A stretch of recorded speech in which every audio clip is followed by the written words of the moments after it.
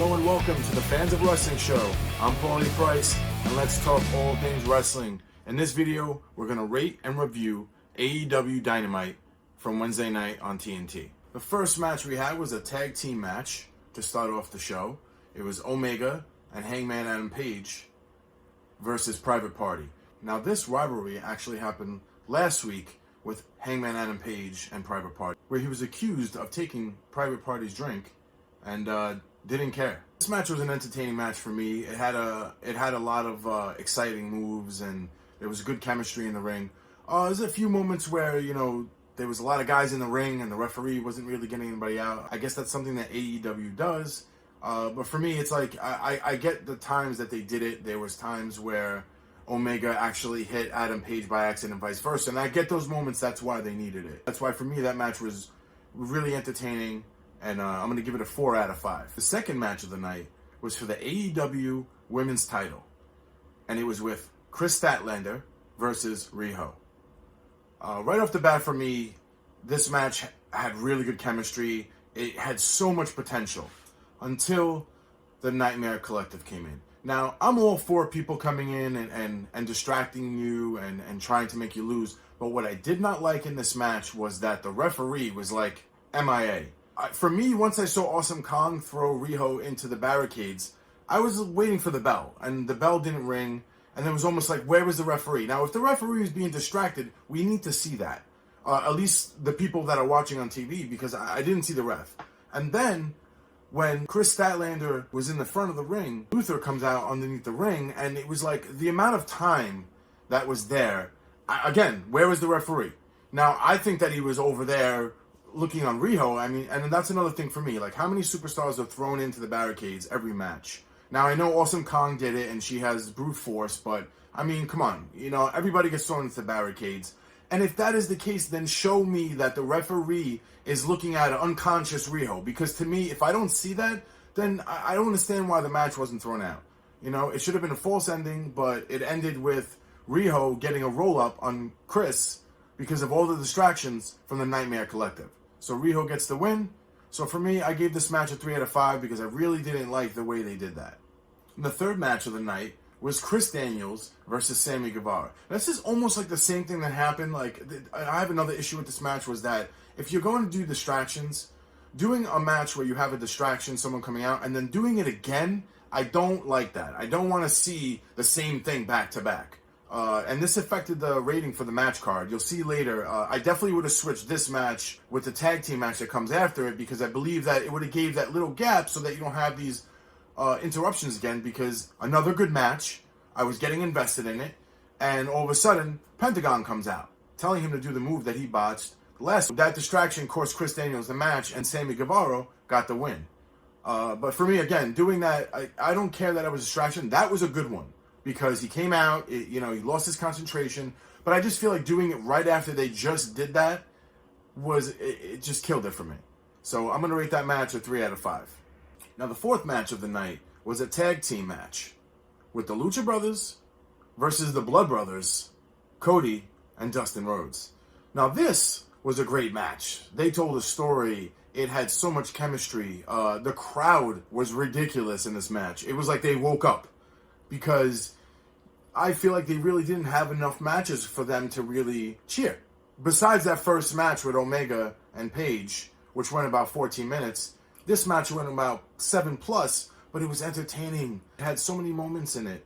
The Lucha Brothers, their chemistry is amazing. And then even Arn Anderson getting involved and kicking the chair out of Rey Fenix's hand. Arn there with a big save there for the Rhodes Brothers. And in fact, they pick up the win against the Lucha Brothers. For me, I'm going to rate that match a 5 out of 5. I'm going to rate that match a 5 out of 5. It was super entertaining. There's so much going on. I love that Arn Anderson got involved and actually helped the Rhodes. The way he's coaching them is so great. And for me, after seeing the matches I saw, this match was really great. Cody was asked what his response was to MJF's stipulations from last week. And just about when he's about to answer, Arn Anderson steps in and says, listen, who died and made this guy God? I'm not dealing with this kid. He's nobody. Unfortunately, we're going to have to wait till next week to find out what's he going to do. Now, at this point, right after that, MJF actually comes out. And he does his spiel where he basically abuses the people in the crowd. You know, either flings their hats or takes the signs. In this one, I think he took a sign and slapped someone in the face. I even tweeted him. I told him, I said, listen, you're lucky that wasn't me, because I would have took that scarf and sold it on eBay.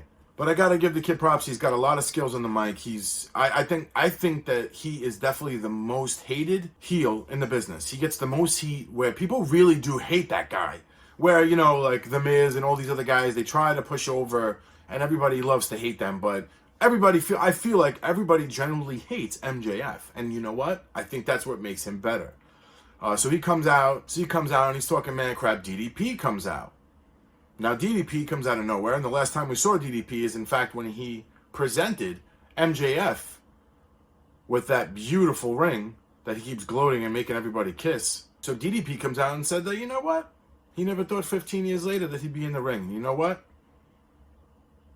He said he was even ready to maybe fight. Now at this point, MJF doesn't want to hear it. Says a bunch of stuff, insults him, and then, oh, I don't want to fight you, but I know who does. And then the Blade, the Butcher, and the Bunny comes out. And when they came out, they came in the ring, and as soon as they attacked DDP, he started handing out cutters like it was nothing. I got super excited. The crowd was a big pop for them. I think the promo with MJF was amazing. The guy, like I said, he's great on the mic, and Wardlow just standing there, just, you know, that does it alone. And DDP coming out and getting the crowd wound up, and now next week they have a 6-man tag match, which is going to be amazing, and I can't wait for that match. So this promo was awesome. Then we're going to finish it off with the 5th match of the night, the main event, which was with Jurassic Express. For me, this match was great. I love Marco Stunt. He got a big pop when he got in the ring, and the way he was just like amping himself up, and like he's just like this little kid in the ring, but you know, he can pull it off. I really like Marco Stunt. I'm new to him. I'm new to the Jurassic Express. I really like those guys. I feel like they got a cool old-fashioned gimmick, and to be able to get that over, I give them so much credit. So the match, in fact, was a good one, because let me tell you, anytime Orange Cassidy gets in the ring, it's an automatic explosion,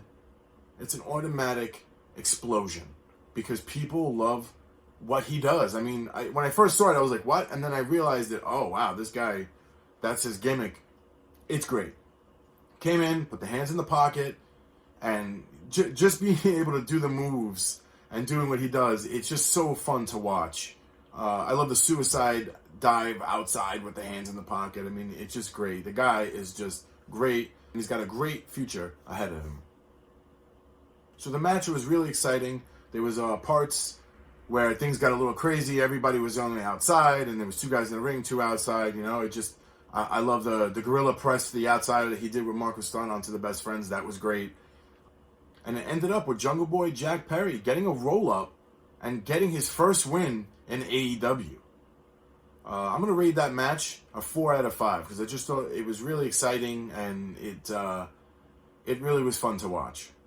Then we come to the last segment of the night. Jon Moxley. I have to say, I was really shocked. I did not expect him to say yes. And then where he took it and how he did it was just great. Jericho is just great, because he literally is the GOAT. And the way they did it, I really thought that he was going to do it. And then I was waiting for it. I was waiting for that moment where he was going to turn. And he prolonged it. He did a great job, John. And I really love that he took the keys right before he took a little bit of bubbly to the side of the head of Jericho. All right, so now I'm going to rate the show. I'm going to give the referee rating a 4. A couple of problems for me with the tag teams. I felt like there was a lot of guys in the ring, longer than they should have been. Didn't really see a count going on, especially the women's match. I really don't understand how that wasn't a DQ. So for me, that was why it's not a perfect score. So I'm going to give them a 4. For the match card rating, I'm also going to give them a 4, because I definitely would have had the Lucha Brothers and the Rhodes Brothers ahead of the Chris Daniels match, because I just feel like that double distraction back to back is just a killer, and I want to see a little diversity where it's not repetitive all the time. The production value, I'm going to give it a 5. The product was great. The audio sounds were definitely better than last week. The commentary was great. Everybody did an amazing job. Taz wasn't there, but you know what? It's just JR and Excalibur. That's all you need. For the overall show rating, I'm going to give it a 4. It was a pretty decent show. There was, like I have 2 matches that I gave a 3. Other than that, 5s and 4s. The promos were great. 100% on the promos. So that's why, if the promos weren't good and one of the matches were maybe a 4, I probably would have gave it a 3 of the show. But, those promos really did make the show, especially now, because I can't wait to see what happens next week with the Inner Circle and Jon Moxley.